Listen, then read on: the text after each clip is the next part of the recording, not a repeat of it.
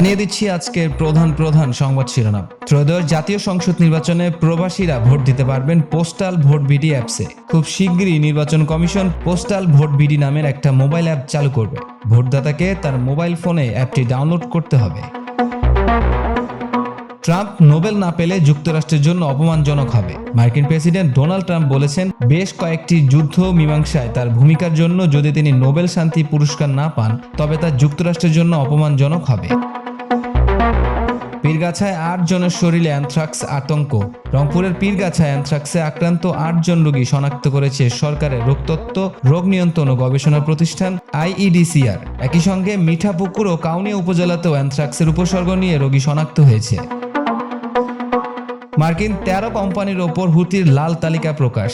ইয়েমেনের হুতি বিদ্রোহীরা যুক্তরাষ্ট্রের সঙ্গে 4 মাসের যুদ্ধবিরতি ভেঙে 13টি মার্কিন কোম্পানির ওপর নিষেধাজ্ঞা জারি করেছে। মঙ্গলবার সানায় হুতি নিয়ন্ত্রিত হিউম্যানিটেরিয়ান অপারেশনস কোঅর্ডিনেশন সেন্টারে এক বিবৃতিতে এই তথ্য জানানো হয়, যেখানে নিষেধাজ্ঞার তালিকায় 13 কোম্পানির পাশাপাশি 9 জন ব্যক্তি এবং 2টি জাহাজকে অন্তর্ভুক্ত করা হয়েছে।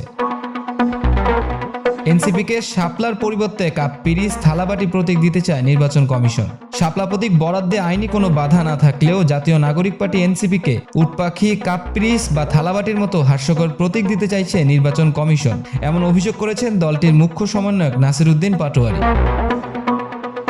ট্রাম্পের শান্তি প্রস্তাবে ফিলিস্তিন রাষ্ট্রের ভবিষ্যৎ ধোঁয়াশা। মার্কিন প্রেসিডেন্ট ডোনাল্ড ট্রাম্পের 20 দফা শান্তি প্রস্তাবে স্বাধীন ফিলিস্তিন রাষ্ট্রের বিষয়টি অস্পষ্টভাবে এসেছে। অথচ একটি স্বাধীন রাষ্ট্রের জন্য যুগের পর যুগ ফিলিস্তিনিরা সংগ্রাম চালিয়ে যাচ্ছেন। স্বাধীন ফিলিস্তিনি রাষ্ট্রের জন্য বিশ্ব জনমত জোরদার হয়েছে। এমনকি ইসরায়েলের মিত্র বলেও পরিচিত দেশগুলো ফিলিস্তিনিদের পক্ষে সমর্থন দিচ্ছে। বিসিবি নির্বাচন থেকে মনোনয়ন প্রত্যাহার করলেন Tamim Iqbal. Bangladesh cricket board BCB নির্বাচনে অংশ না নেওয়ার সিদ্ধান্ত নিয়েছেন জাতীয় দলের সাবেক অধিনায়ক তামিম ইকবাল খান। মনোনয়নপত্র প্রত্যাহারের শেষ দিন তিনি নিজের প্রার্থিতা ফিরিয়ে নেন।